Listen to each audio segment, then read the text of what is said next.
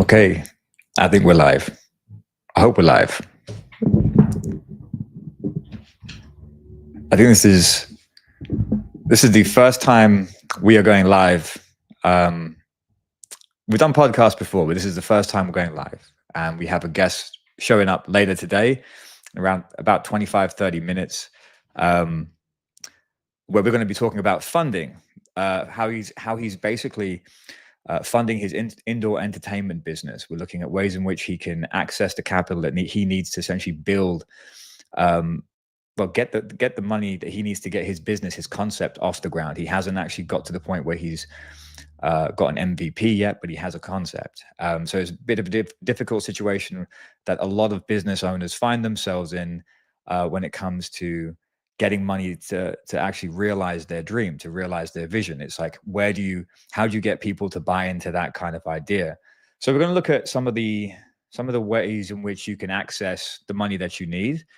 They range from accessing money from banks, then you've got accessing money from people, right? So you've got accessing credit, then you've got accessing capital from people who have that money to be able to inject into your business. And I think today, what I wanted to start off with is looking at one of the ways that I think anybody who wants to get involved with the base level of cap raising. I mean, the first thing to do is go to the bank, getting access to credit, for instance, business lines of credit, business credit cards. That'll give you the first bit of breathing room, runway that you need just to get some of the early phase things off the ground. I know that Andrew has actually done that himself to get his business up and running, to get the systems in place, the necessary project collateral, marketing collateral, that sort of thing, to be able to present his opportunity to potential investors who would then, where you can then transition away from the bank and lending to capital injection. So you start giving up equity for cash in the account that will allow your business to grow. So now, when he does join, we're going to discuss the process that he's taken. He's the steps that he's taken from where he has gone through credit, achieved that, received it, been able to deploy it, and now is positioning himself to raise capital from accredited investors in the US. And we're going to see how he's going about doing that, because it's one thing to say get access to capital, but it's another thing to actually execute on it. How do you go and find investors? Like, where do they exist? If you don't have them in your friends and family, what's the process for going out to introduce them to your business? How do you entice them? Make no mistake, even if you're when you're raising capital, it is effectively sales, and you need to be good at that job. You need to be good at presenting your business in a way that is attractive to an investor. So we're not even talking about your customer yet. So you've got to go beyond the part of just, when you think about your business plan, you've got to go beyond just thinking about who my customer is. It's got to be who's going to help me build this thing and scale this thing up. Who can come and partner with me? So that's a real serious question that we're going to be looking at with Andrew, exploring his journey with that so far. We have been helping him, but we're going to look at some of the things that we've done, that he's been doing so far, and what he can do going forward. Some of the hacks, if you will. What do the big funds do out there? You see, on one side, you see businesses that advertise that they're looking for investors, and he's following suit, as you expect. You have to try every strategy that's out there, that's available to you, to be able to get investment. But then there's other ways in which you can do it, where you see millions and millions of dollars worth of money flowing into funds, businesses, but they never advertise anywhere. So how do they get the money? And so we're going to look at that as well later on in the conversation. The first thing I want to do before he gets here, because it's going to be another 20 minutes before we expect him on. And I've done that strategically because I did want to give you a bit of an introduction to I think the easiest thing that anybody can be doing to get access to credit or business credit. Because I think that's a very common strategy that, a lot of people, sometimes they're aware of it, and they think that, if they open a business bank account, they get offered the one credit card, and they think, well, that's a nice bit of breathing room. That's a buffer right there. I can use that to get some of the early stage things off the ground. But there are actually strategies to significantly increase the amount of business credit that you can get, where you have a combination of business credit cards and business lines of credit. And this can give you the runway to the tune of from as low as could be very, very low, could be a couple of thousand, could be nothing, but on a good profile, a credit profile, typically between 50 and 150,000 on your first funding round, and then you could shoot for 250, potentially even 500,000, 500,000, with a combination of, it could be business credit cards, it could be personal lines of credit, it could be a combination of them, also business lines of credit. So personal lines, credit cards, personal lines of credit, and business lines of credit. So it can get messy, but as a business owner, sometimes you have to be a bit scrappy to get the cash that you need to build your business, right? So, having 6 or 7, maybe even more credit cards to manage can be a bit daunting. You might have to pull out a spreadsheet to be able to manage them all. The last thing you want to do is wait for them to start asking you for those minimum payments, because then you're going to be, significantly damaging your credit profile. So if you take on this amount of credit, you do want to make sure you're doing a lot of work to actually, furnish the accounts and make sure they're, nicely maintained. But business credit is a very, very accessible way for pretty much anybody to be able to get started. And, the banks have a really simple criteria. They go by credit score and a few other factors that I can share with you in just a moment. But once you kind of check those boxes, it's the computer says yes or no, right? It's a very simple process. It's like a multiple choice thing. It's like you just want to make sure that you can position yourself in the best way possible to get access to the money that is available, is potentially available to you. And if it's not available to you in your specific credit profile, can you find someone who can partner with you that has a good credit profile? So that's almost like finding an investor. The difference is you're finding someone who's going to invest that you could still part with equity, and they're essentially investing with borrowed funds. They're essentially lending. They're going to open the business account on them for themselves, and then essentially assign you the credit cards that are awarded to them for you to build the business. So the risk is that if you don't pay, they're going to have a problem with that, with the potential problem with their credit profile, which again, depending on the investor, they could have, that could be within their risk appetite. Simple example is if you have $100,000 on a credit card. Well, if I had $100,000 credit card that I could assign to your business, and I also had $100,000 in cash, I didn't want to spend my cash on your business because that will reduce my cash reserve. But then you, as a business owner, could then use that credit card and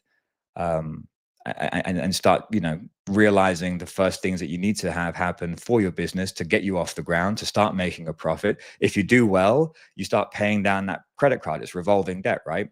So you pay it down, and the more credit becomes available. And as essentially a partner, as an investor, I've now been able to become part of your company and benefit from returns from your business without actually having to put any money down. I just risked my credit card. Right? Worst case scenario, if it completely, the business fails, and now that's, you've maxed out the credit card, well, that's where I may have to use that $100,000 in cash available to pay down the card. So, there's lots of different ways that you can slice this cake. But to kind of keep me organized, I actually have put together some notes here for as far as the basics are concerned, to be able to access business credit. So I'm going to bring them onto the screen now. These aren't slides, essentially. These are really for me to make sure I don't go too far off topic. So I stay on planet Earth and not go to Mars. But I think you should be able to see a little bit here. But essentially, I'm not going to have time to go through everything here. We actually have a course that we put together. And I'll say this before I begin, because you know what? There are plenty of companies out there. If you look for credit card stacking, there's plenty of companies out there that will do a paid, they have different types of paid options. Like there's this done for you option where you're essentially being paid on a performance basis, where companies will say, hey, look, we'll get you credit cards, but we'll charge you anywhere between 10% or more on each successful card that we get you. And then there is a bunch of those companies that will say, hey, look, we have this upfront fee where we'll get you as many cards as we can, and you'll have multiple funding rounds for a period of time or whatever. Now, these exist, and they're certainly available to you, and you should do. We actually offer the same service ourselves. I've spoken with other companies that do it. We do it ourselves for customers and clients. But the thing is, it's not really the most difficult thing to do. It's really just a process. And I truly believe, I mean, where we get to flex our muscle really is with the capital raises. So the credit side of things, we're happy to kind of show people how to do it themselves, because it is something that you can do yourselves. It just takes a little bit of effort. Like it's a strategy, it's a sequence, it's a recipe that you follow. And if you follow the sequence correctly, you'll end up with a reasonable outcome, an outcome that's, an expected outcome. You might not, and you might think you're on the way to getting 150,000, but you land on 75K. That's not the worst place, because you had zero beforehand. And so it's a great way for you to give yourself some breathing room. And if you can do it yourself, I think you owe it to yourself to learn, to be able to learn how to do it. And I think that's important, because you're in business. You got to learn how to do a lot of things. You've got to learn how to do your accounting. You've got to learn the basics of like your legals, your contract law, like when and where you need to actually, employ a lawyer to deal with stuff like certain, contracts that you need in your business to legitimize certain things. Even if you don't need to be able to write the contracts yourself, you need to know when you need them, right? What type of contract you need. There's a lot of education and self-education that you've got to go through. And listen, getting your business funded is one of them. So I would say this is going to be super valuable for everybody out there who is trying to start. So I mean, the first point I mentioned here is that it needs to be a chess-like strategy. You've got to be planning 3 to 5 moves ahead. You're thinking about different credit cards, different banks that have different options available to you, different promotional periods, different benefits from different credit cards, things that you could apply to your business, or different divisions of your business that, say, for instance, take advantage of travel points if you've got people that are on the move a lot, or if you're advertising, you want to make sure you're getting a lot of points on certain cards. There's always that benefit too. So it's thinking about what cards you want to pick up down the road, but also positioning your profile correctly, so that you can actually access the money that you want. And positioning your profile may require you to do a couple of steps first, right? There may be some credit repair functions that you need to take on. But generally, as far as the sequencing is concerned, it follows this. Like, you want to make sure before you can apply for business credit, what you need to realize is when you apply for it, they're going to be assessing your personal credit profile. So that's your things that are tied to your social security number, right? Your tri-merge credit profile, if you're not familiar with it, it's the big three, Experian, Equifax, and TransUnion. You've got your FICO scores there. You want to make sure that's in the best state it can possibly be in before you start applying for credit. And you will also want to have a lot of credit awarded to you, and you've got very low utilization, so that you can actually benefit from significant values in credit when you get the approved for your business side. Because what happens is you're essentially being you're being assessed on your personal credit to be awarded business credit cards that will sit on your EIN. So that's the social security for your business. So they're going to essentially assess you on your social security, on your personal profile, and they're going to see what credit's available there. And then when they award it, it's going to be in a completely different bucket. You've got 2 different buckets here. And once the business card sits on your EIN, for the most part, all the fluctuations and the transactions are being reported and recorded on your business credit profile. You're not necessarily going to be able to go and get more credit, especially at early stages, based purely on your business credit profile alone. You're going to need to, they're always going to qualify you, right? Unless your company is super huge and it's considered what's a large organization, which has, I think there's a couple of definitions for that, like 50 employees, a certain amount of board members and whatnot. At that point, then credit's distributed differently with businesses. But if you're starting out, you're not there yet. So they're going to be looking at a personal guarantor, which is what I'm referring to when I say the person's credit profile with the social security. So you want to make sure that your personal credit is in good order, and you also have a lot of credit available. So the first thing you want to do is go to your banks, get some credit increase, see if you can get credit increases anywhere. Have them reconsider certain cards that you've applied for to get some more credit, and then essentially do what you can do to beef up the profile. So get awarded more credit, get credit increases, and try and position yourself correctly there before you go for business credit. And then once you do go for business credit, you should be awarded it, provided you have a decent profile. And there's some other factors, like some banks are a bit account sensitive, or in terms of how long you've had a business account open. So I'm not saying you open a bank account today and then with an LLC that you you created last week and then expect to get a significant amount of credit. That may not always be the case with certain banks. And again, so that's when it comes down to strategically sequencing. And then, of course, once you've got your personal credit sorted out and you've got some business credit, then you can start looking into business lines of credit, which is where money is distributed or deployed into your account, kind of like cash in your account. Okay, it's still credit, still essentially a loan, and you're not typically going to get your 0% on there, but you will get your 0% interest periods on there. But you will get relatively there'll be decent offers when it comes to business lines of credit, but it won't be 0%. I mean, you could end up. I mean, it's typical. You could end up with 7% plus, 12%, all the way up to standard credit card level fees as well. But it is available to you, and with a combination of all three of these, you could land yourself anywhere between $200,000 to $500,000 if done correctly. So that's the sequence that you want to follow: your personal credit, your business credit, and your business lines of credit.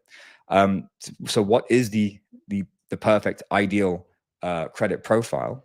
Is 100% payment history.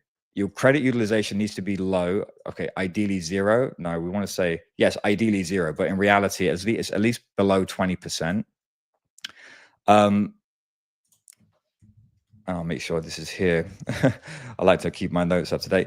And you want to have as low as few inquiries to no inquiries, like low to no inquiries on your profile, and at least 5 to 10 primary credit accounts. So you want to show that you've been awarded credit cards before.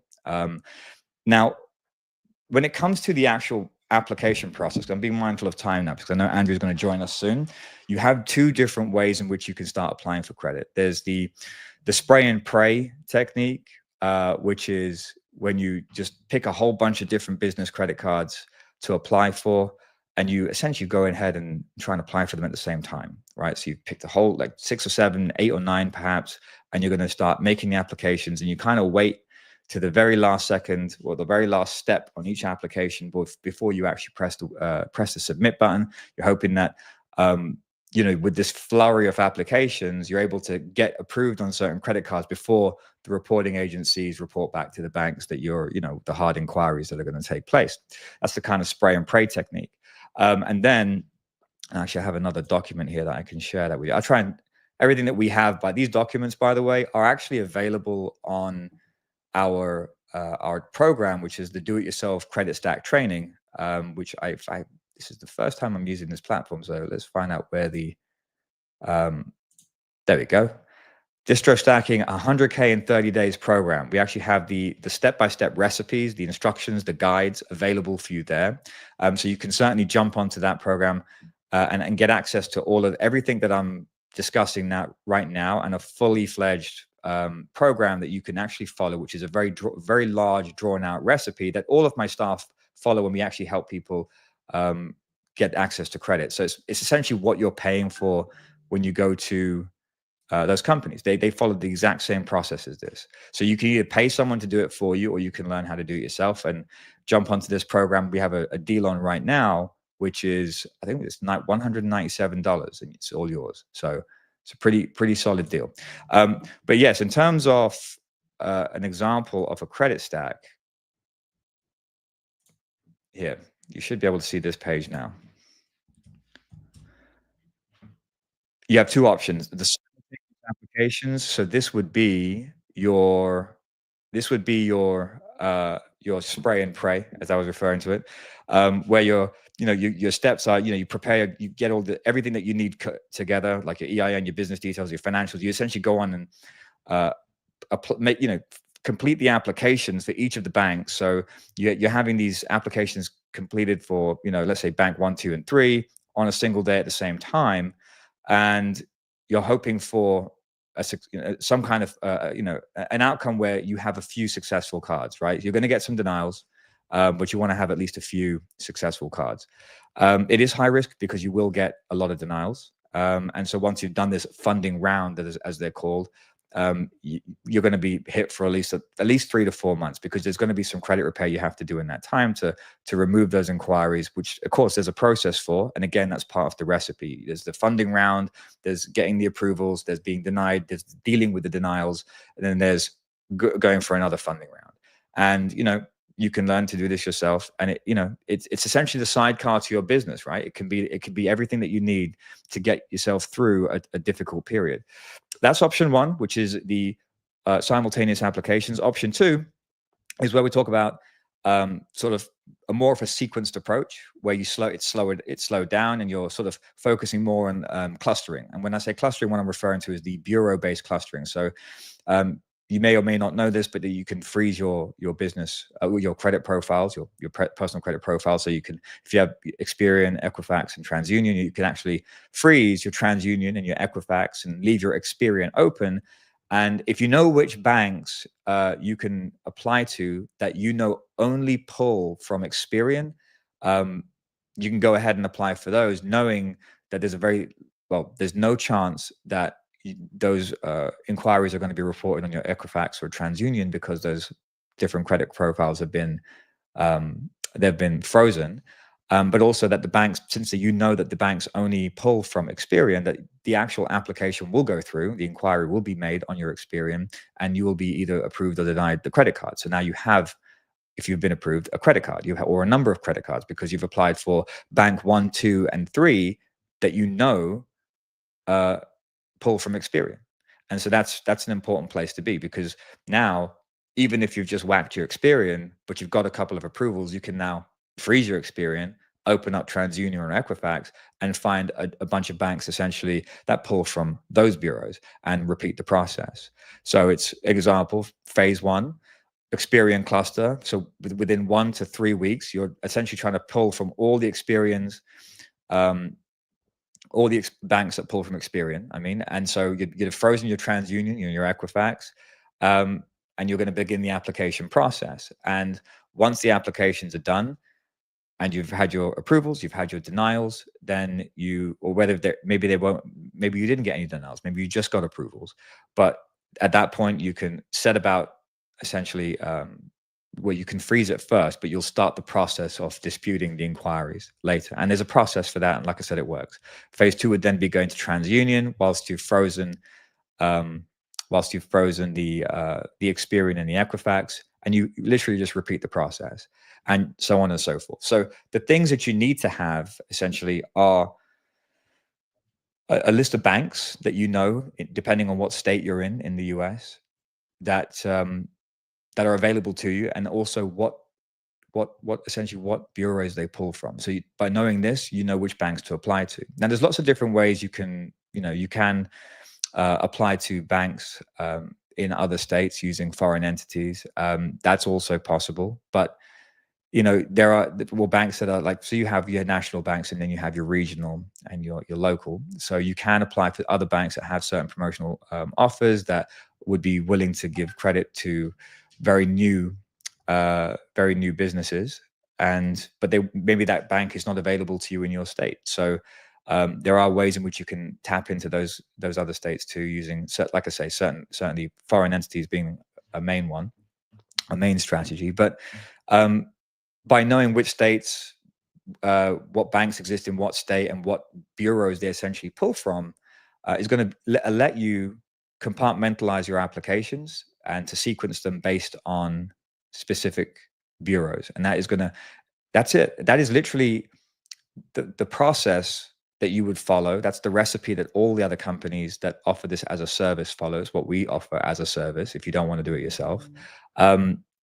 So if, I think you owe it to yourself. If you're looking to get started in business, Andrew Costello, who's about to join us now, when I first spoke to him, he did exactly the same thing. He had gone to a company that had, I believe, worked with him on a pay on performance basis, and helped him raise a significant amount of credit that he could use to start really, to really breathe life into his business, so it could take shape, take form.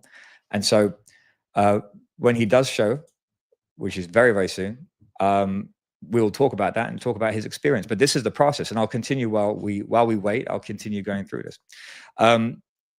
So yeah, that's essentially how you would the simultaneous applications and the sequenced, compartmentalized, bureau-specific applications.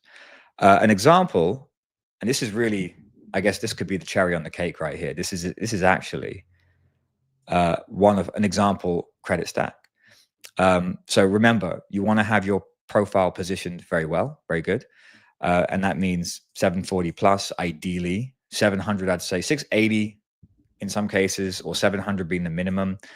You want to have some credit, obviously, on your personal profile. You want to have been awarded that before. You want to at least have income. You don't want to have zero income. The banks are going to evaluate you. Some banks don't look at the money balances on account, depending on how much credit you're going for. But some banks do. And remember, you're making a combination of applications to multiple banks. So like I say, some banks are inquiry sensitive. Some banks are new account sensitive. Some banks are high limit, require significant amounts of balances on account to be able to provide certain levels or certain limits. And some of them require you to have a relationship with them already. So they won't just give you a credit card. They want you to have a business bank account with them first as well. So that's an example of, well, that's how the banks work. So as an example goes for a step-by-step sequence, you could start with Chase, for instance, being a national bank. They're highly inquiry sensitive. So you want to make sure that you go with them first, because if you're making a whole bunch of applications, we know that Chase is highly inquiry sensitive. And so if you essentially make a whole bunch of applications, you'll be automatically denied by Chase. So you want to make sure that if you're going to be applying for Chase, get it done and out the way first, because if they see a ton of app inquiries on your account, on your profile, they will not give you a card. So they can give you up to like 50,000 or more, but 50,000 is typically within reach with a decent profile. But you also want to make sure that once you've opened the account, you want to make sure that there's at least $5,000 or more in a Chase account, a balance that you've been able to maintain over a period of time, say 3 months or more, a daily balance that's kind of calculated monthly. So you don't just want to throw the balance in at the end of the month and just see that thing go over to month 2. You want to leave the balance in there for that period of time, because it's calculated daily. Well, it's looked at daily. It's a daily, let me rephrase that. It's a daily balance that you want to maintain that's calculated monthly, and 3 months is the usual rule. So if you can do that, then you're going to get yourself a significant amount from Chase. After you've done, you got your Chase card, this could be a couple of days later, this could be a couple of weeks later, because you could very quickly remove the inquiries with Experian. There's a bit of an easy hack to get rid of inquiries with Experian. Very much more difficult with TransUnion and Equifax, actually. TransUnion and Equifax, there's quite a few hoops that you have to jump through to get them to remove the inquiries, but it's doable. It's just a different process. It's your more standardized process. And what is working today as a hack for Experian to get rid of the inquiry may not be around forever. So if it does get removed, then we would effectively just revert back to the same standardized process that you would have to follow for Equifax and TransUnion. So anyway, after you've done Chase, the second in the sequence, step 2, would be going for your next easy win, which is your Amex, your American business credit cards, where you can expect anywhere between 10 to 30,000 on your first go round if you've got a good profile. As I said, you can there's 2 credit cards that they have: the Blue Business Cash or the Blue Business Plus. You could go for, and if you're willing to go for it, go for the charge cards. I know that gold card's fantastic. We use that for our own ad accounts and that sort of thing, because the points on it are phenomenal. And it's almost like an unlimited card, although there are restrictions to how much you could spend. It just takes a minute. To be able to access the higher amounts. I think they refer to it as a muscle that you need to flex. And this is from a rep from Amex themselves. Like you've got to treat those charge cards like a muscle. The more you work the muscle, the stronger it will be. It's the same way those cards work. So you can go for those too, and I recommend them. Just because of my personal experience with them, they're fantastic. But otherwise, the credit cards that would be the Blue Business Cash and the Blue Business Plus. So try and go for both. Go for a double dip. So if you've been able to get one at Chase and you've got 3 now with Amex, you're in a good spot. Then you just proceed. You could just continue down the steps here. You have Navy Federal Business being another one, PNC credit cards. And what we're doing here is if you notice, if I go back up now to Chase, what we're able to see here is that we know Chase pulls from Experian. So you could have quite comfortably have blocked off your TransUnion and your Equifax quite easily, so that you could be applying for these Experian accounts with frozen bureaus on the other side. So if there are any negative remarks on those profiles, they wouldn't be showing on this application. So you'd be hopefully being awarded these cards without any problems if you have anything on those other profiles. So Experian, and then we have Experian with Amex too, and we know that Navy Federal also pull from Experian. And so, again, so you're really compartmentalizing your sequence. You're essentially focusing on just the Experian Credit Bureau, and you're able to get allocated the credit cards against Experian the banks from that pull from Experian. And then once that's done, you can then transition to TransUnion or Equifax going forward. So that's essentially a credit stack in a nutshell. It's pretty straightforward, very, very simple. And I'm just going to find out what's happening with our... okay. It looks like Andrew won't be able to make it. So what we'll do is we'll finish this sequence and we'll call it a day.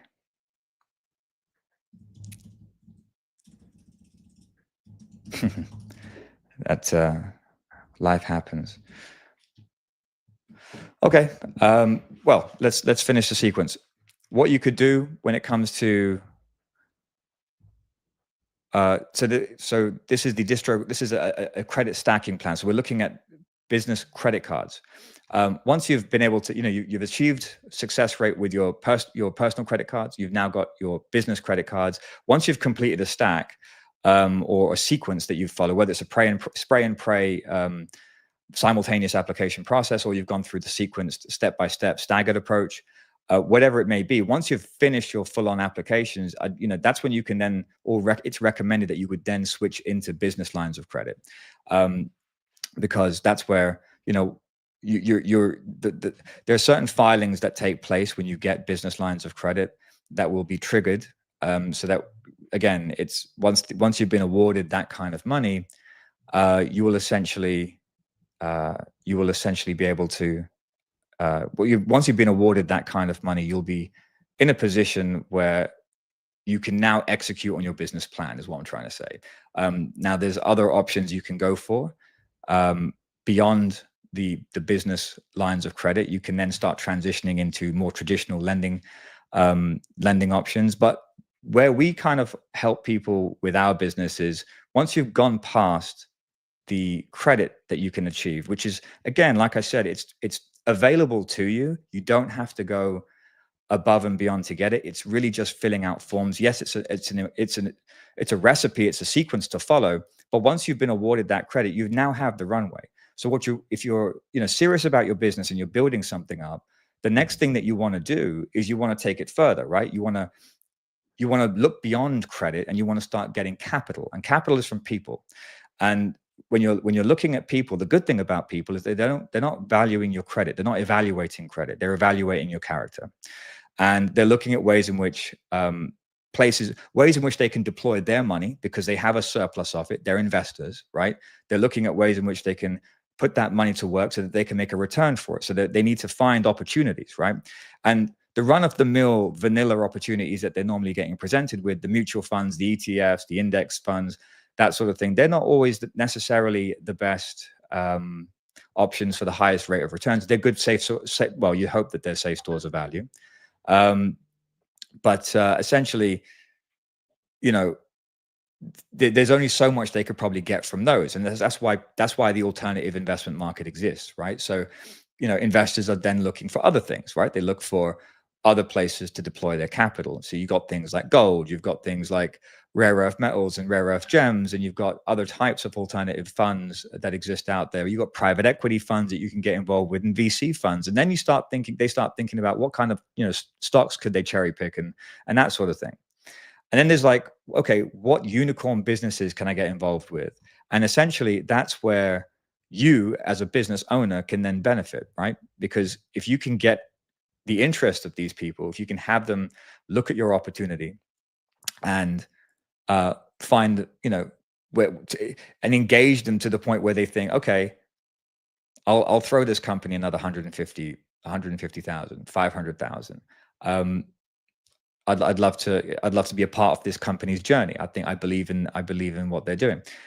That's you attracting your first angel investor. And so how do you get them? Well, there's lots of different ways we can cover for that too. But let's stay on point. Let's keep this about credit today. Because you can switch from, this is what essentially the journey, you switch from credit transition to capital and you keep on growing. Right.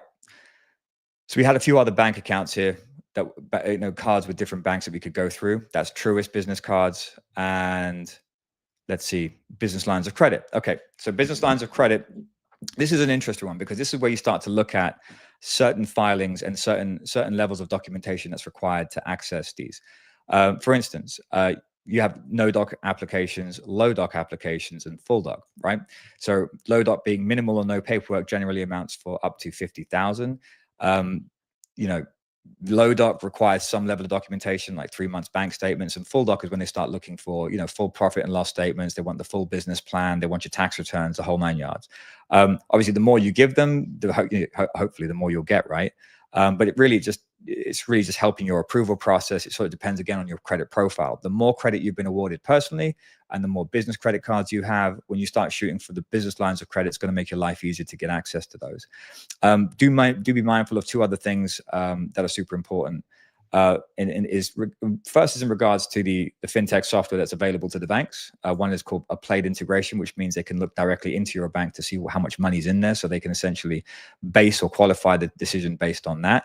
And then, of course, UCC filings, which is essentially it's a filing placed on your Uniform Commercial Code. It's basically it's like a lien on your house. Okay, it just means that once a business line of credit has been awarded to you, that lien will be placed on your business, and all the other applications that you make will be able to see it. So you won't be getting any more credit, right? So once you trigger a UCC filing, that's it. You're hit. The business line of credit strategy is finished for the year. Okay, so when you set about looking for these applications or applying for these businesses, these business lines of credit, you want to make sure that there's certain thresholds that you stay below so that you're not going to trigger a certain UCC filing. For instance, if we're looking at sort of banks to target, like for instance, Truist offers up to $50,000 with no documentation required.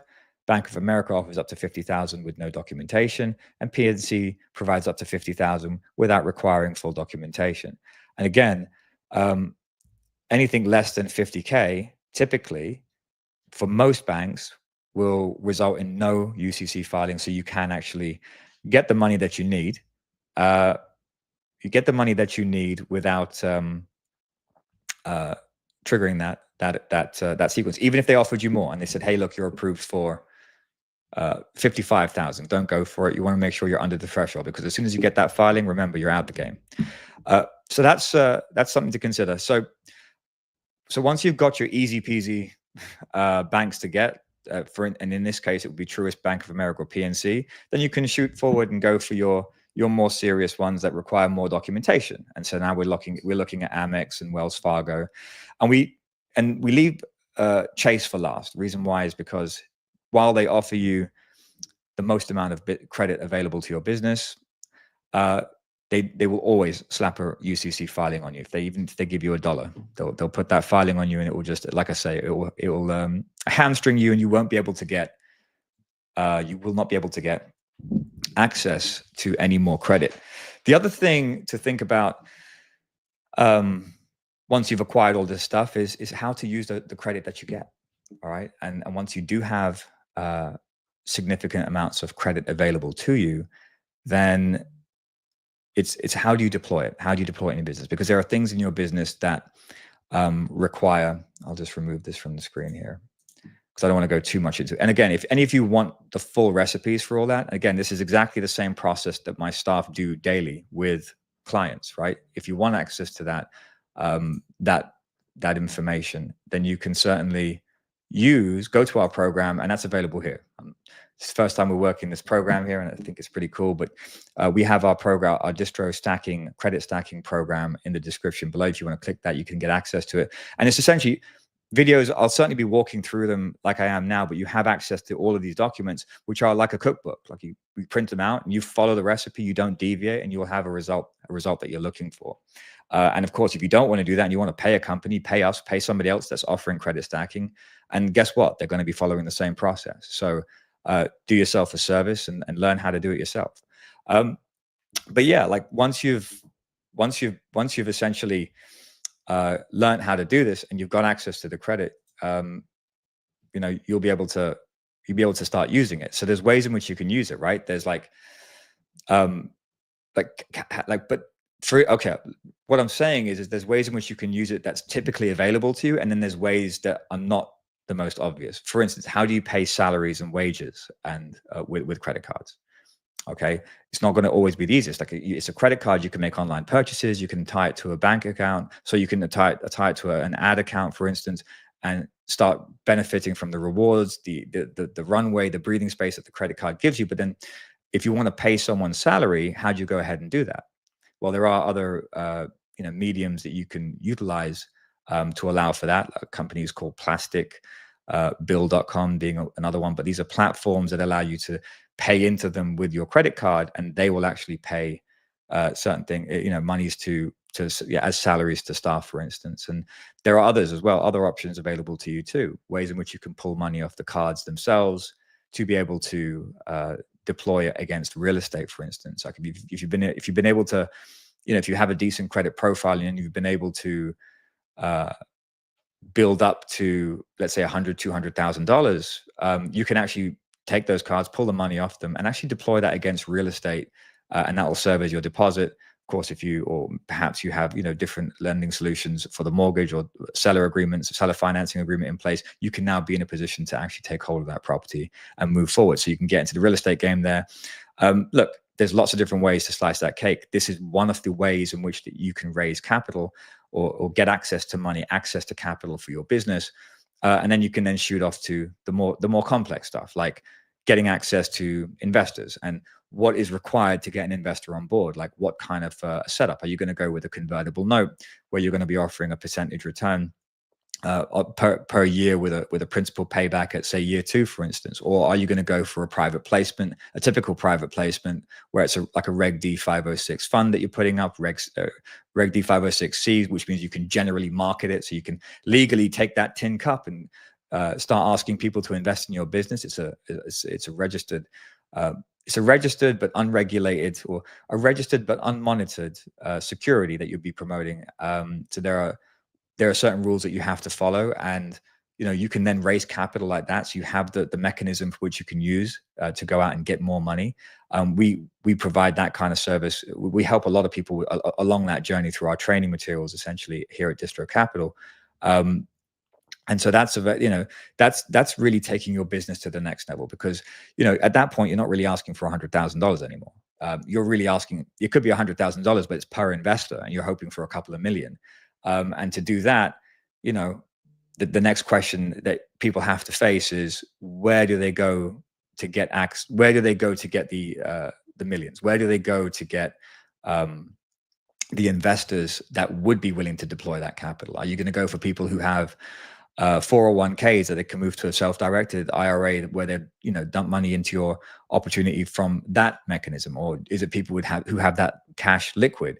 What's the requirement of the individual that you're going to have in your business? Is it going to be, if you're going to go for someone who's considered not an accredited investor, there's certain funds that you have, or steps that you have to follow to be able to set up a Reg CF or a Regulation A opportunity, which can be very expensive to set up, which allows you to get money from anybody to invest into your business. Or if you want to go the Reg D 506C private placement, then you're traditionally going to have to go find yourself some accredited investors. Same for the convertible notes and that sort of thing too. So accredited investors are people who earn between $200,000. Well, they have a minimum of $200,000 earning capacity per year for the last 2 years, or $300,000 with a spouse for the last 2 years, or $1 million in assets outside of their personal residence. So these are people that the SEC deems as accredited investors. So those are the people that you would then be attracting to build your business. And, the good thing about going for accredited investors is, on one hand, you might have your business plan and you're thinking about, how am I going to get access to this money? So there's things like credit available and there's things like capital available. But then if you're thinking about, let's see, like if you're thinking about like, what kind of money do you want? Right. Like you don't just want anyone giving you money, because as soon as you get an investor, it's like having another family member, right? Like you got to invite them to the funeral and the weddings, right? So, if things are good, they're going to be your best friend. If things are bad, you're going to have some problems, right? And you don't really want difficult investors, right? You want people that are good, that can assist you in a downturn, that or are understanding at least in a downturn. So they've placed their money, they've deployed capital with you, but they're not kind of micromanaging you, or they're not breathing over your shoulder every day. You need to be able to run your business or operate the business, start working on your business, not constantly have to report back and forth to the investors out there. But the good news is that when you do start going for sensible investors, or you start going on that process for acquiring investors into your business, the next thing that can happen is you can actually find business partners. You can form things. You can go beyond just asking for money. You can start looking for some strategic partners, joint venture relationships, and that sort of thing, because it's kind of like Shark Tank, or imagine going to a networking event that's specific to your industry, or Shark Tank as an example. We'll use both examples. If it's a networking event in your industry that you're trying to sort of penetrate, right? You find other people there that have already kind of established. So let's say it's influencer marketing, and I want to build an influencer marketing software, and I'm trying to find money to build the thing, and I start going to these influencer marketing software platform networking events, right, where there's lots of other people that are building these platforms to support this industry, or this new market of influencer marketing. And I imagine, being able to partner with somebody else that already has a customer base. So being able to not just partner, but also receive money to build my business, so that they're interested in what I have to offer. They think it's pretty good, and they want to now invest. And now you're looking at a partnership. You're looking at a strategic partnership where not only do you have the money, but you're actually you're able to benefit in other ways. You're benefiting from their network. You're benefiting from their business that they already have, the user base that they already have. And you could find yourself, this is really where you start to see companies skyrocket. And that's how you want to use credit, right? You want to use your business credit to kind of put you on that journey. Like you have to have your business plan. You've got to have your pitch deck ready. You've got to have the concept. If you're pre-seed, you're at concept base only, then use the credit wisely to build your business.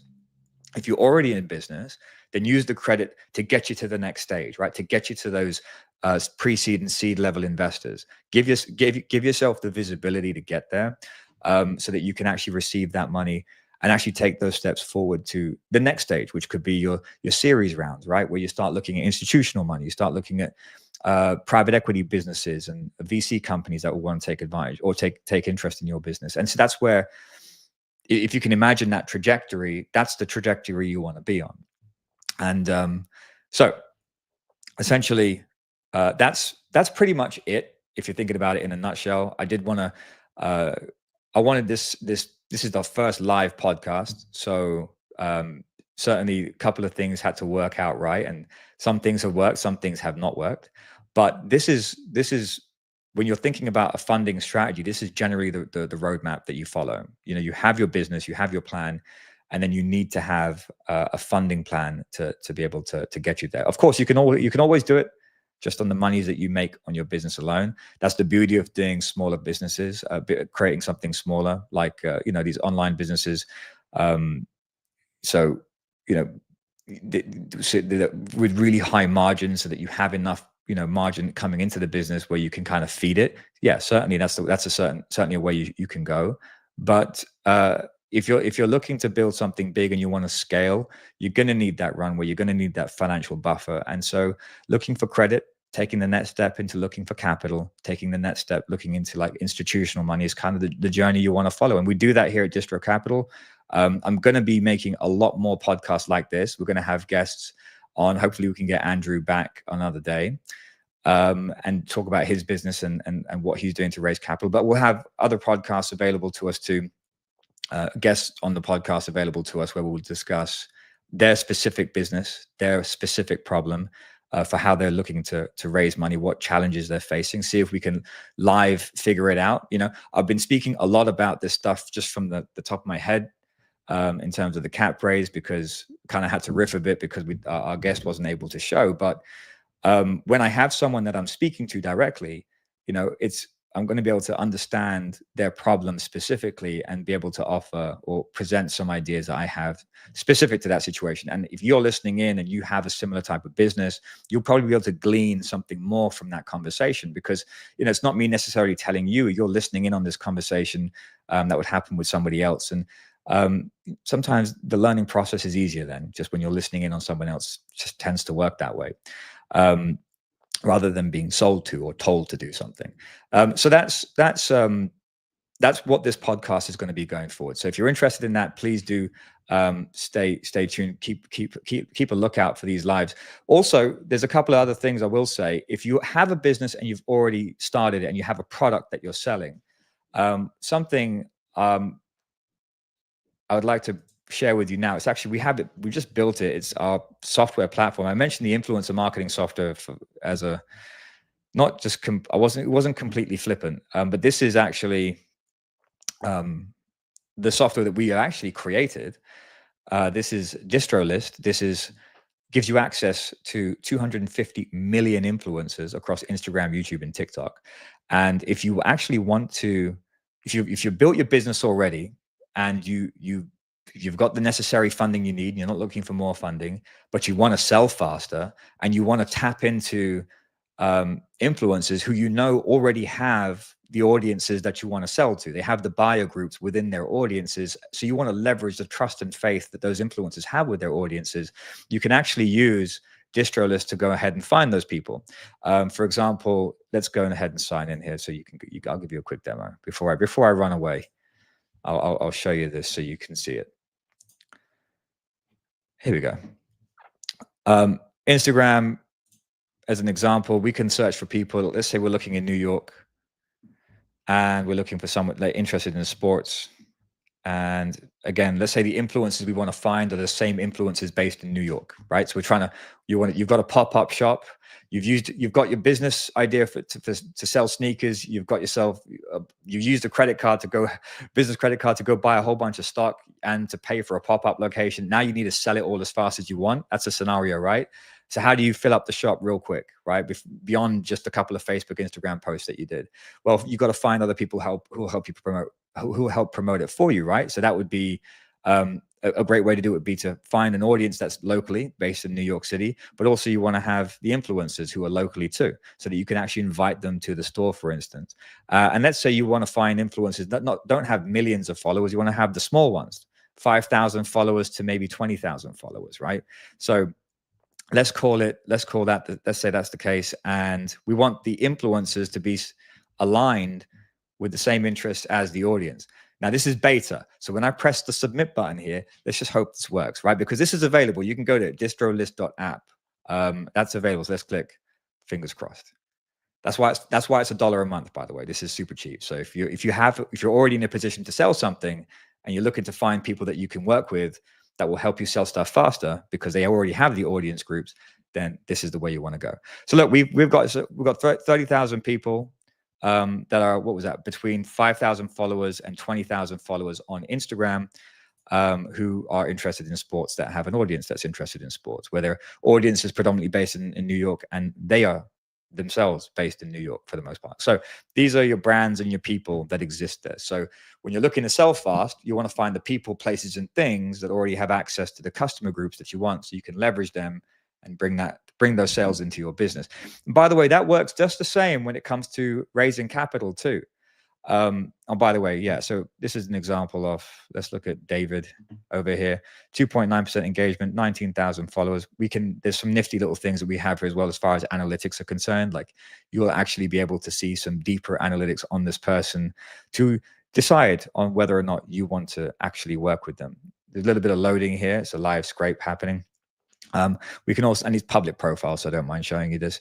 But yeah, you can see how many followers they have, and how many of those followers are fake, how many likes they have, average comments, average engagement, what their gender split ratio is, the location of their people, their audience by country, audience interest by tags, essentially, any hashtags, any mentions, what the age and gender split is. Like, if you're targeting a certain crowd between 25 and 34, and let's say you're predominantly male is what you're looking for, well, this person is great because they've got a significant portion of their audience would fit that demographic.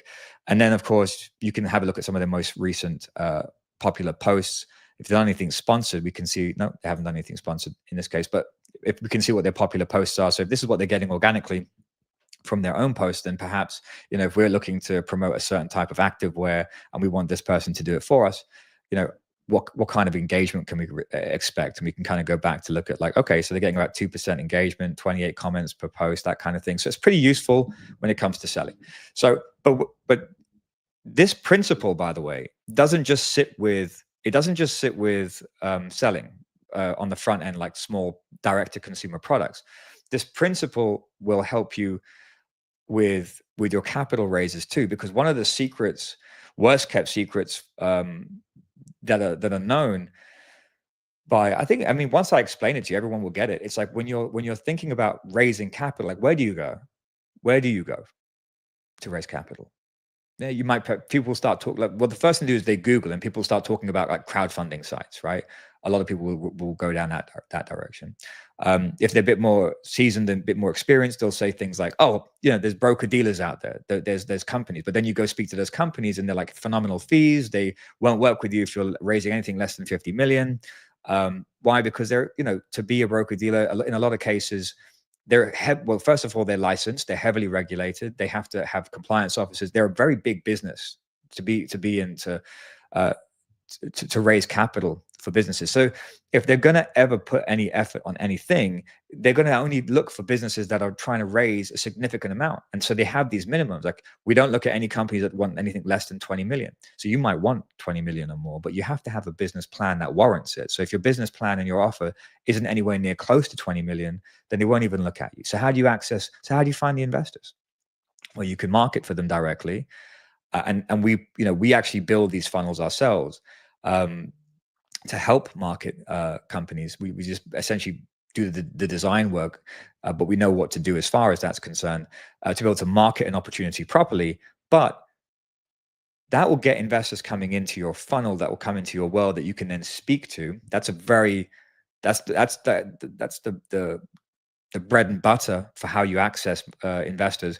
But beyond that, you have agent distribution networks, which is basically what I've been doing since 2010, which is raising capital for companies in that sense.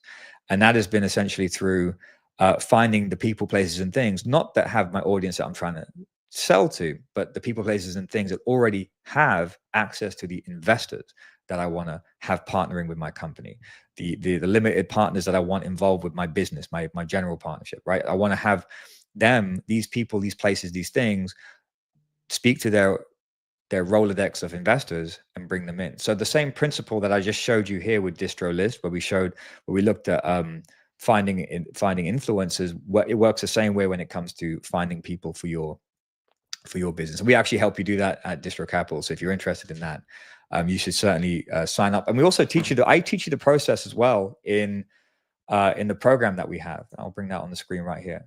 So this is mostly about Distro Capital or stacking, which is the credit card first and foremost, but we're building in more training material to promote or to teach you how to actually do it yourself as far as raising capital from accredited investors. So that's available. That's coming up too. And of course, by the way, before I run away, we have a book.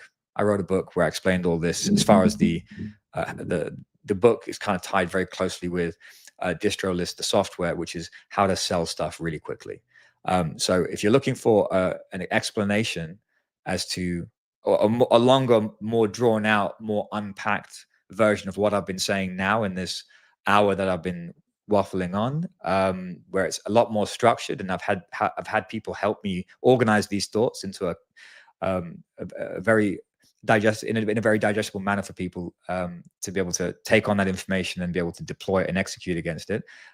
Certainly get the book, the Distroverse. It's available on Amazon. And the good news is, if you have one of those, if you have the Kindle account, it's $1 to download. So it's pretty cheap. It's kind of just like $1 to get the book and $1 to get DistroList. The book, because I priced it as $1 because I'm a new author, and as far as the software is concerned, it's beta. So do give us a break if it doesn't always work. But it's $1 a month, so you can go in here and you can build your lists of people. You can find investors in here too. You can view their reports. You can save them to a list. You can call it what you want, and you can go to your list later and be able to see those lists right there and add to them. You can make notes against them. So yeah, if you're looking to sell fast, certainly get the book. Certainly use the platform, the software platform, to put some rocket fuel under your sales. But if you're looking to raise capital, then do not forget to check out the simplest and easiest ways to access 100 to 150K in credit through the distro stacking course that we have available, the credit stacking course that's available here. And again, there's a discount on that right now. It's at $197, I believe, if you click the links in the description. And but it won't be that price for forever. You know, as I keep doing these podcasts, I keep plugging this product, and I keep adding more videos and more training to that program. That price is going to go up. So take advantage, get in now, and you'll be legacied in, and you'll see the rest of the content as I create it. So with that, I'll say goodbye. Thank you for showing, and I appreciate your time. And I'll be back tomorrow with another podcast with a guest, I believe, that's going to show up, and we're going to talk about their business. And I'll be able to, instead of speaking generally, I'll be able to speak specifically to a business case and a business problem where I can help glean. And of course, if you want to get involved, if you have a business idea and you want me to talk about yours, we'll discuss yours here in this setting where it's essentially like a free consultancy for how to raise capital and how to position your business strategically, then do reach out to us as well. Links are in the description below. So with that said, over and out. I'll see you soon.